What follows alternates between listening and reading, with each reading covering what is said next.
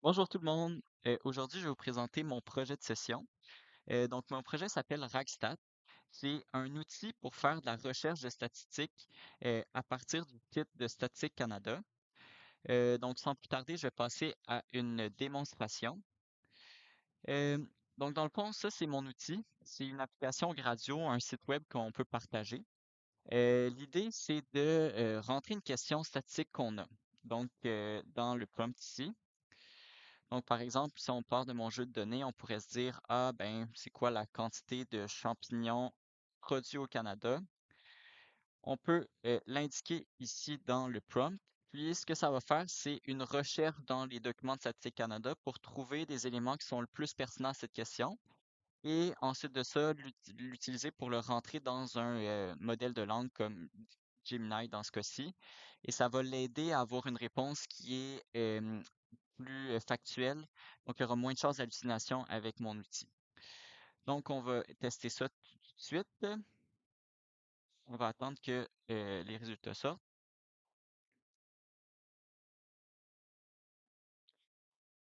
Donc, pour la quantité totale de champignons produits au Canada, le résultat, c'est que la production totale de champignons au Canada était d'environ 118,9 millions de kilogrammes euh, et qu'en Ontario et en Colombie-Britannique, on produisait à elle seule 92% de cette quantité.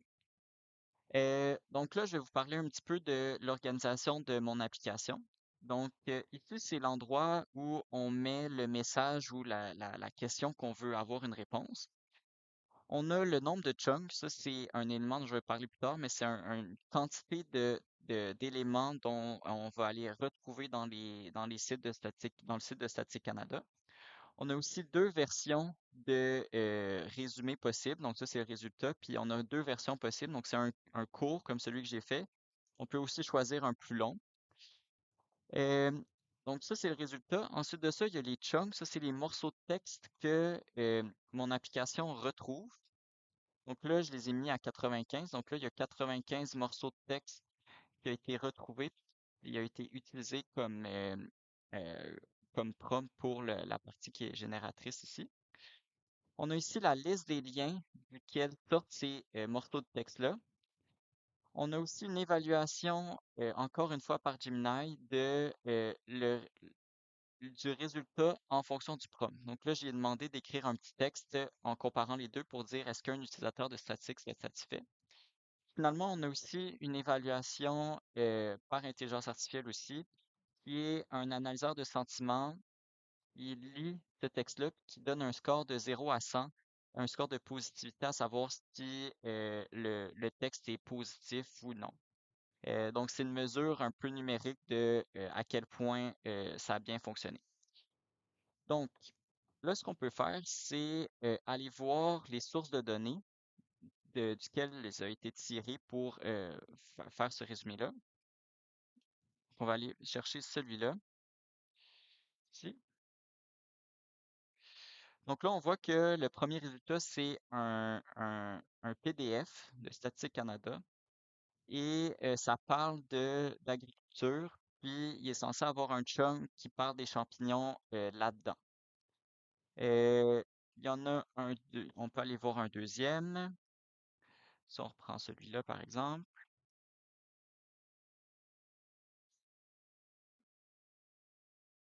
Donc là, on parle coup d'œil sur l'économie canadienne, donc une autre ben, PDF qui discute de l'agriculture. Donc on peut attendre à ce qu'il y ait possiblement un comme sur les champignons là-dedans.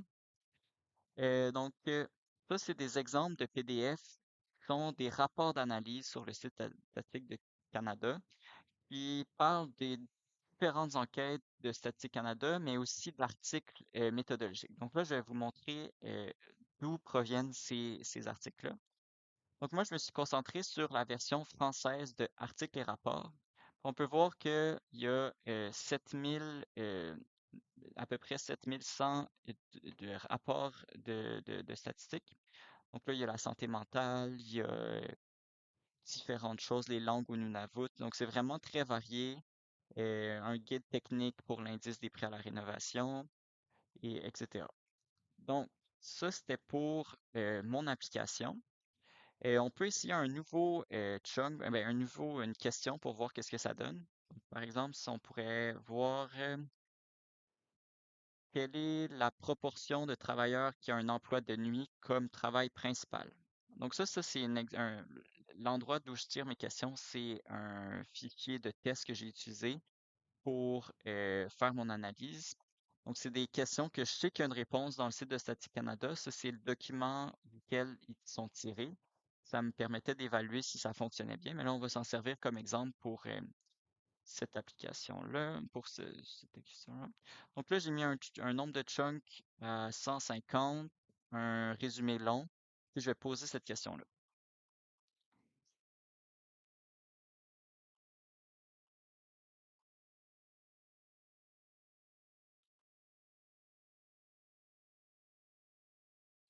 C'est peut-être un petit peu plus long parce que le résultat, il est long.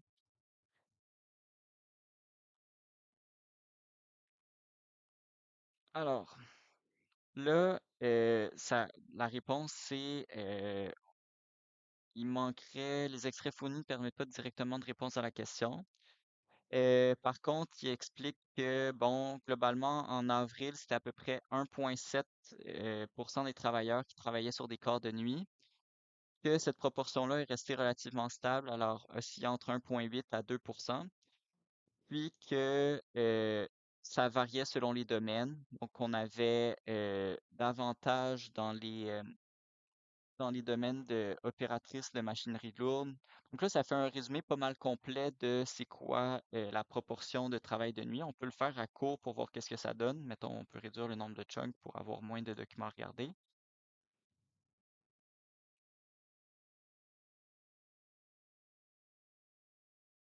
Donc là, on a une réponse plus courte qui est le 1,7% de précédent.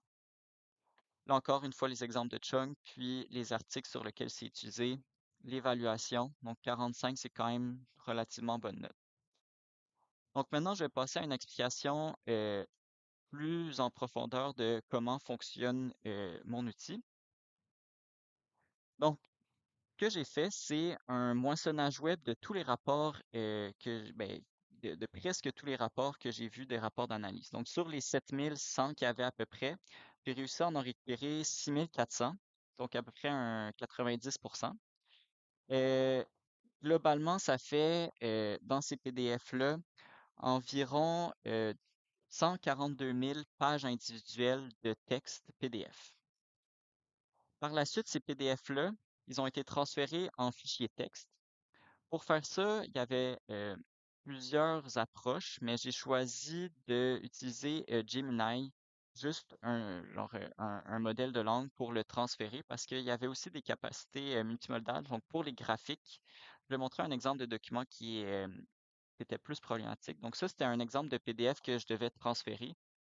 Puis, les autres outils de lecture de PDF avaient de la misère à traiter ce type de document-là. Donc, c'est pour ça que là, j'ai pu utiliser un modèle d'intelligence artificielle générale pour faire la transformation de PDF à texte.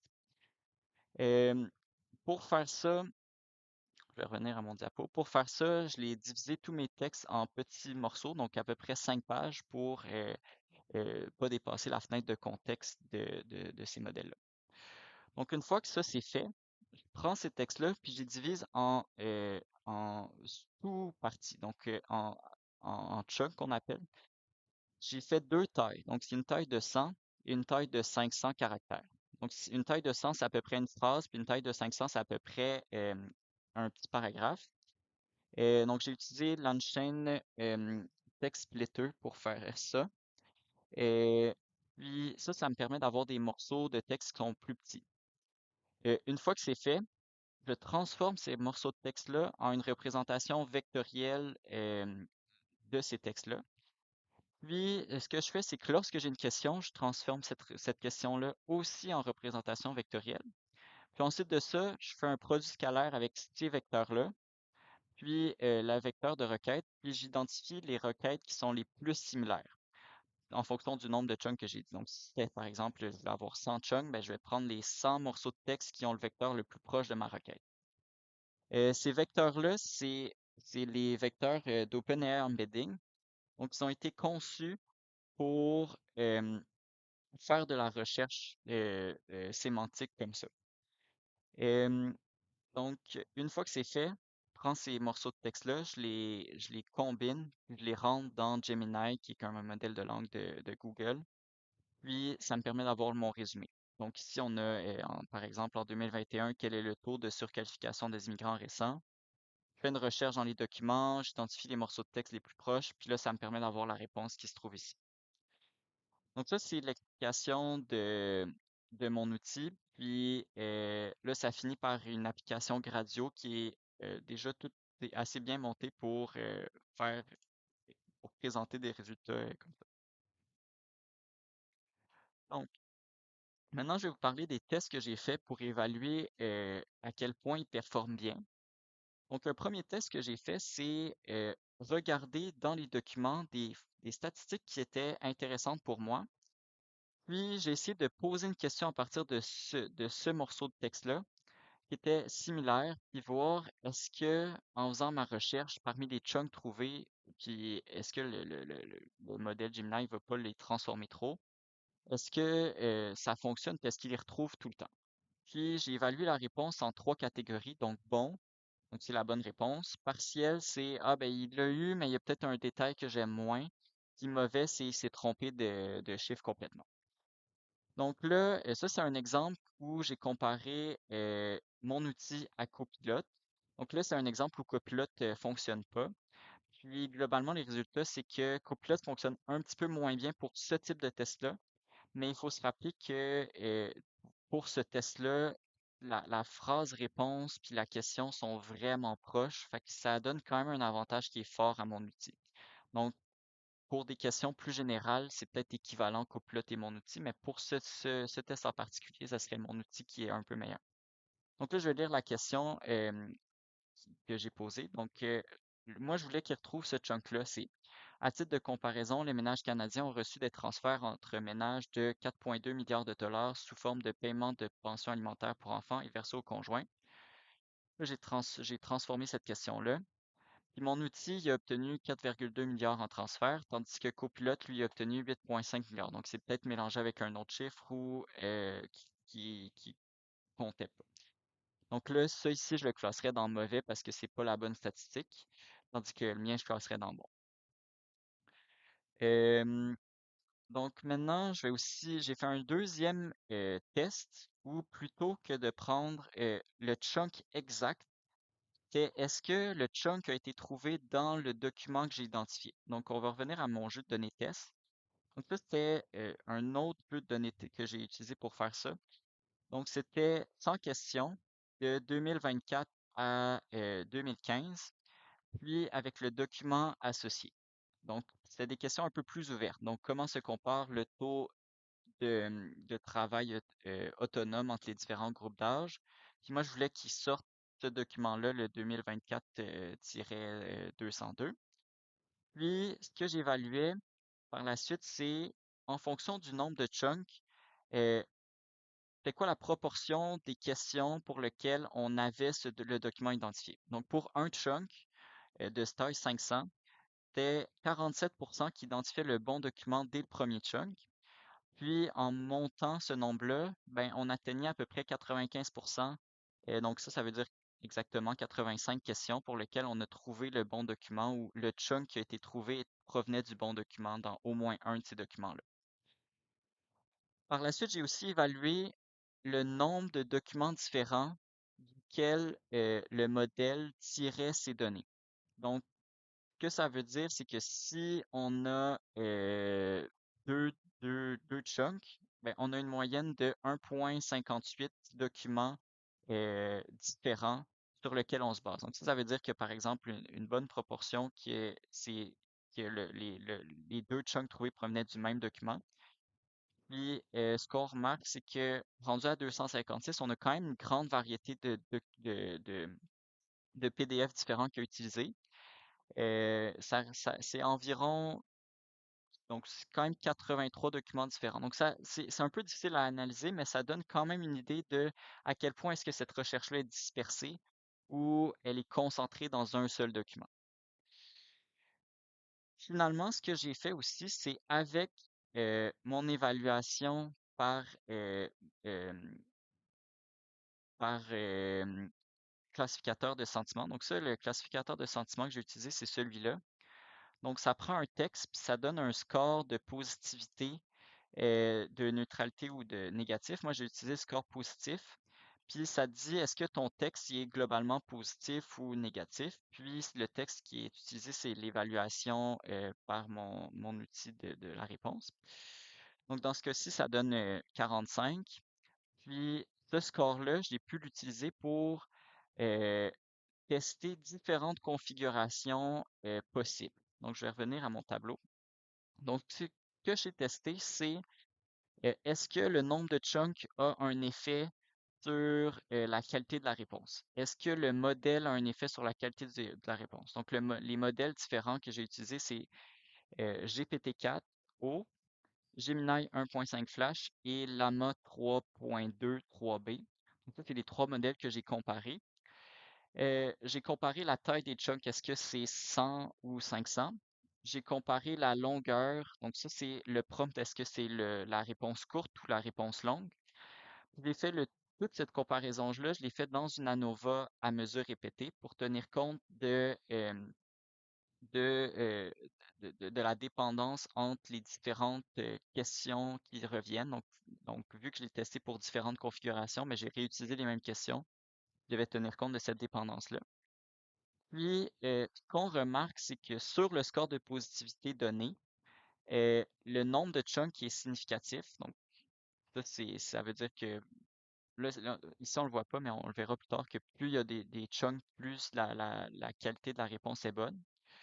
Que la taille des chunks est importante, entre 100 ou 500.